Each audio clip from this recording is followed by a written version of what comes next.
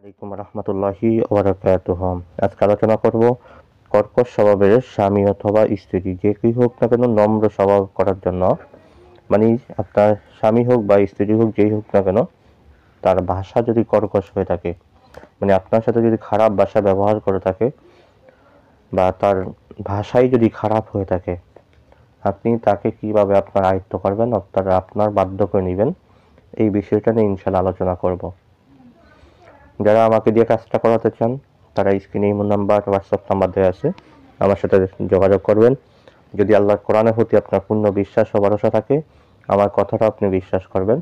100তে 100 ইনশাআল্লাহ কাজের রেজাল্ট নিশ্চিত। হাজার হাজার প্রমাণ আলহামদুলিল্লাহ আমার ইউটিউবে যে আছে, অথবা চাইলে আমার কাছ থেকেও দেখতে পারেন ইনশাআল্লাহ। সবচেয়ে বড় কথা হচ্ছে আল্লাহর কোরআনকে বিশ্বাস করা। এতটুকুই বলবো একজন মুসলমান হিসাবে, আর কোনো কথা বলার নেই। আর যারা নিজেরা করতে চান তারা সম্পূর্ণ ভিডিও দেখে ভালোভাবে নিয়ম বুঝে তারপরে কাজ করবেন। আমি আশাবাদী আল্লাহ তাআলা নিশ্চিত আপনাকে রেজাল্ট দিবে যদি ঠিকভাবে করতে পারেন ইনশাআল্লাহ। তো কাজটা আপনারা করবেন কিভাবে এবং কেন করবেন, এই বিষয়টা নিয়ে আলোচনা করব। তার আগে বলবো, যারা এখনো ভিডিওতে লাইক দেন একটা লাইক দিয়ে রাখবেন। চ্যানেলটি যারা সাবস্ক্রাইব করেন নাই অবশ্যই সাবস্ক্রাইব করে বেল বাটন করে রাখবেন। বন্ধুদের মাঝখানে শেয়ার করতে বলবেন না ইনশাআল্লাহ। তো প্রিয় বন্ধুগণ, এটা আমরা কেন করব? অনেক সময় দেখা যায় অনেকের স্বামী বা অনেকের স্ত্রী বা অনেকের প্রেমিক বা অনেকের প্রেমিকা বা অনেকের ছেলে সন্তান যেই হোক না কেন খুব কর্কশ, রুক্ষ মেজাজে, মানে কর্কশ ভাষা হয়, রুক্ষ স্বভাবের হয়। অর্থাৎ ভালো কথা বললেও সে রাগান্বিত হয়ে যায়, খারাপ কথা বললেও সে রাগান্বিত হয়ে যায়, অথবা তার ব্যবহার মানে খুব খারাপ ব্যবহার, মোট কথা ব্যবহার ভালো না। এমনি যদি খারাপ ব্যবহার লোককে যদি নম্র ভদ্র করতে চান, আপনার স্বামী হোক বা স্ত্রী হোক, ভদ্র করতে চান, আপনার জন্য এই কাজটা। সোজা কথা, বেশি কথা বলবো না, আমার কথাই হচ্ছে সংক্ষিপ্ত। খারাপ স্বভাবের নারী পুরুষ যেই হোক না কেন তাকে ভালো স্বভাবের করতে আপনার বাধ্য করে নিতে আপনি কাজটা করতে পারেন। করবেন কিভাবে? আপনাকে তার আগে অরিজিনাল মেশকো জাফরান, কুমকুম গোলাপ জল, কালিটা সংগ্রহ করতে হবে। অরিজিনাল মেশকো জাফরান কালিটা আপনাকে সংগ্রহ করতে হবে। অরিজিনাল মেশকো জাফরান কালিটা সংগ্রহ করে, আর আপনার পক্ষে যদি সম্ভব হয় তাহলে আমরা একটা কলম সংগ্রহ করেন।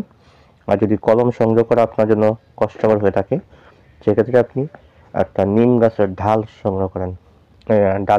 নিম গাছের ঢাল আপনি সংগ্রহ করেন। ঢাল সংগ্রহ করে ওটাকে কলম আকারে বানান, ছোট মানে মাথাটাকে সুচালু করে একটা কলম আকারে বানিয়ে ওইটা দিয়ে আপনি সোমবার দিন সকালবেলা, আশা করি স্মরণ থাকবে, সোমবার দিন সকালবেলা ফজরের নামাজ পড়ে ওই নামাজের মসলায় বসে আকসাফরত অবস্থায় কেবলার দিকে ফিরে সর্বপ্রথম আপনি 101 বার দুরূদ শরীফ পাঠ করেন। সাল্লাল্লাহু আলাইহি ওয়াসাল্লাম, সাল্লাল্লাহু আলাইহি ওয়াসাল্লাম। এটাও কিন্তু একটা দুরূদ শরীফ। তা আপনি দুরূদ শরীফটা পড়েন।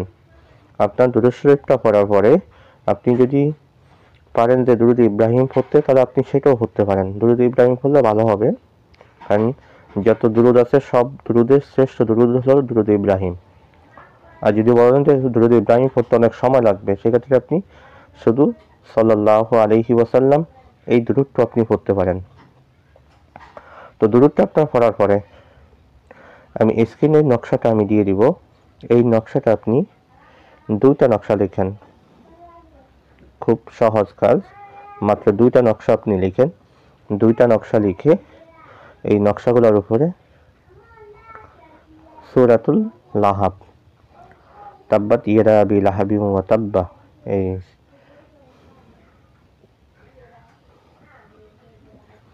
সূরা লাহাব আপনাকে মাত্র 41 বার পাঠ করে নকশাটার উপর ফুদান।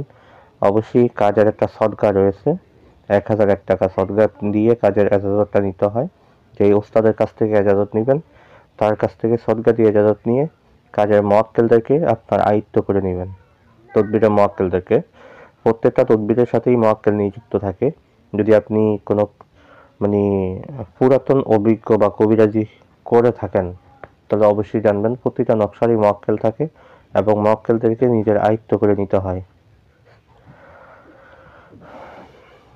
তো আপনি যখন 1001 টাকা সদকা দিয়ে আপনি যখন তদবিরে মক্কেলদেরকে আপনার আয়ত্ত করে নেবেন, তখন এটা আপনার নিজের ক্ষেত্রেও ব্যবহার করতে পারবেন, অন্যজনের ক্ষেত্রেও আপনি ব্যবহার করাতে পারবেন।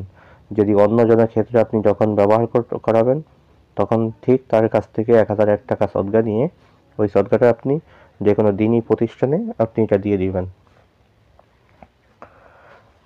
তবে সদকা আপনার হাতে আপনি নিতে হবে, আর না হলে এটার উল্টো ইফেক্ট আপনার শরীরে আসে পড়বে। তো আপনার যখন সদকা কমপ্লিট হয়ে যাবে তখন আপনার কাজ হয়েছে দুইটা নকশার একটি আপনি যে কোনো একটা মুসলিমদের কবরে, মুসলমানদের কবরে আপনি গেড়ে দেন, আর একটা নকশা জঙ্গলে,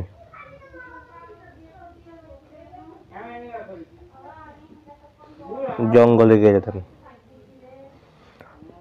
সোমবার দিন সকালবেলায় আপনি জঙ্গলে গেড়ে দিবেন।